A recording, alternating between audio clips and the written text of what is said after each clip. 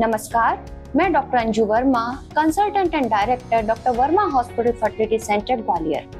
आज हम बात करेंगे आईवीएफ के बारे में। आईवीएफ एक कृत्रिम गर्भाधान तकनीक है जो कि निसंतान महिलाओं को जो कि सामान्यतः गर्भाधान नहीं कर पा रहे हों उनको मदद करने में सहायक होती है। आईवीएफ के बारे में बताने से पहले हमें बताना चाहेंगे, बात करने से पहले, कि आईवीएफ है क्या। आईवीएफ वो तकनीक है जिसमें कि किसी भी महिला के अंदर उसके अंडाशयों में विकसित किए हुए अंडों को शरीर से बाहर इकट्ठा किया जाता है और शुक्राणु जो कि उसकी पार्टनर के हैं उनके साथ मिक्स करके आईवीएफ लैब में भ्रूण को तैयार किया जाता है। कुछ ऐसे मामले होते हैं जिनमें कि अंडे ठीक नहीं होते या उनकी गुणवत्ता ठीक नहीं होती, तो ऐसी महिलाएं अंडाणुदाता के अंडाणु से भी आईवीएफ प्रक्रिया अपना सकते हैं, या ऐसे पुरुष जिनमें के शुक्राणु नहीं है उनमें शुक्राणुदाता के शुक्राणु लेकर भी आईवीएफ प्रक्रिया अपनाई जा सकती है। बस हमें इन सभी चीजों में ध्यान रखना है कि सभी कुछ एक कानूनी दायरे में होना चाहिए, पूरी कंसेंट के संग। कुछ केसेस में सिंगल व्यक्ति, महिला या पुरुष भी आईवीएफ की मदद ले सकता है, लेकिन जो भी हो वो कानूनी दायरे के अंदर ही होना चाहिए। तो आईवीएफ प्रक्रिया में अंडों को क्योंकि हम बाहर इकट्ठा करते हैं, तो बात आती है कि महिला के शरीर के अंदर अंडे बनते कितने हैं। यदि हम बात करते हैं सामान्य स्थिति में कोई भी महिला है, एक मासिक चक्र के दौरान उसको एक ही अंडा विकसित होता है, किंतु आईवीएफ में हमको थोड़े अधिक अंडों की आवश्यकता होती है। तो ऐसी स्थिति में महिला को कुछ हार्मोनल इंजेक्शन, दवाइयाँ दी जाती हैं और एक ही मासिक चक्र के दौरान हम एक साथ कई अंडाणुओं को विकसित कर लेते हैं और उनको बाहर निकालकर पार्टनर के शुक्राणु से निषेचित कर भ्रूण बनाया जा सकता है।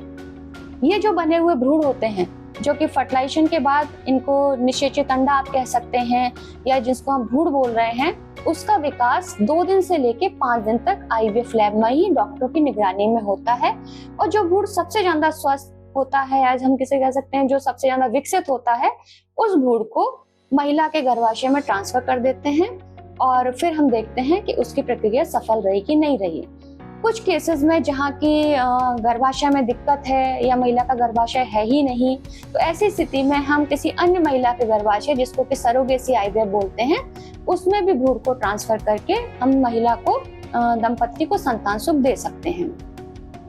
तो अब बात आती है कि कौन से ऐसे दंपत्ति हैं जो सबसे ज्यादा लाभान्वित हो सकते हैं इस आईवीएफ प्रक्रिया को अपनाकर। तो सबसे पहले बात आती है कि ऐसी महिलाएं जिनकी फैलोपियन ट्यूब क्षतिग्रस्त हो गई हो, ब्लॉक हो गई हो, ऐसी महिला के शरीर में सामान्यतः कुदरती अंडाणु का निषेचन नहीं हो पाता है, तो ऐसी महिलाओं के लिए आईवीएफ एक बहुत कारगर विकल्प है। या ऐसे दंपत्ति जिनमें महिला की नसबंदी पहले हो चुकी हो और अब किसी कारणवश उनको दोबारा से संतानोत्पत्ति की इच्छा हो रही हो या उन्हें दोबारा से जरूरत पड़ रही हो, तो वो भी आईवीएफ का विकल्प चुन सकते हैं।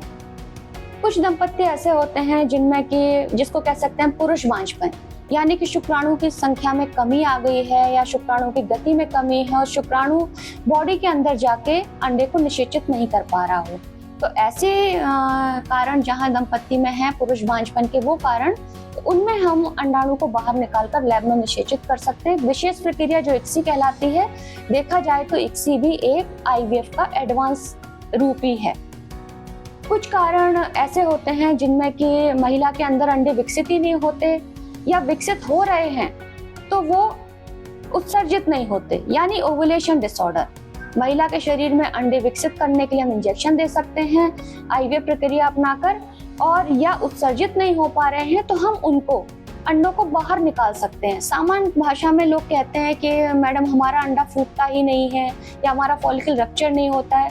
तो ये कारण जिन दंपत्ति में है वो दंपत्ति आईवीएफ का सहयोग लेकर गर्भधारण कर सकते हैं। कभी कभी एक बीमारी कहलाती है जिसको बोलते हैं हम एंडोमेट्रियोसिस।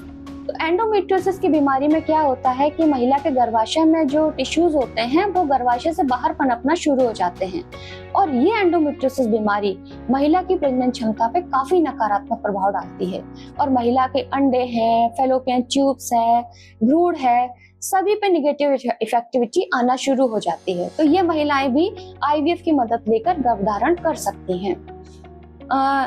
कुछ केसेस में जैसे कि कैंसर का ट्रीटमेंट यदि महिला या पुरुष को चल रहा है और उसके पास कोई विकल्प नहीं बच रहा है, उन्हें लेना जरूरी है रेडियोथेरेपी या कीमोथेरेपी, तो जो कैंसर के उपचार में देने वाला ट्रीटमेंट रेडियोथेरेपी या कीमोथेरेपी होता है, ये प्रजनन क्षमता को नष्ट करता है।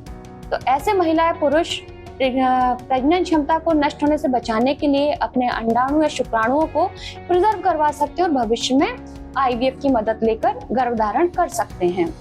कभी कभी ऐसा भी होता है कि बहुत सारा ट्रीटमेंट पेशेंट पहले ले चुका होता है और अंडाणुओं को बनने के इंजेक्शन भी ले लिए, या आईयूआई जो कि थोड़ा आईवीएफ से सरल प्रक्रियाएं हैं और वो असफल हो रही हो, जिसका कारण समझ में नहीं आ रहा हो, तो ऐसे दंपत्ति भी आईवीएफ प्रक्रिया को अपना सकते हैं।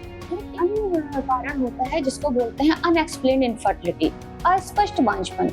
ऐसे केसेस में महिला और पुरुष दोनों की रिपोर्टें पूर्णतः सामान्य होती हैं, लेकिन फिर भी उनमें गर्भधारण नहीं हो पाता है, तो आईवीएफ की प्रक्रिया ऐसे दंपत्ति में भी कारगर होती है।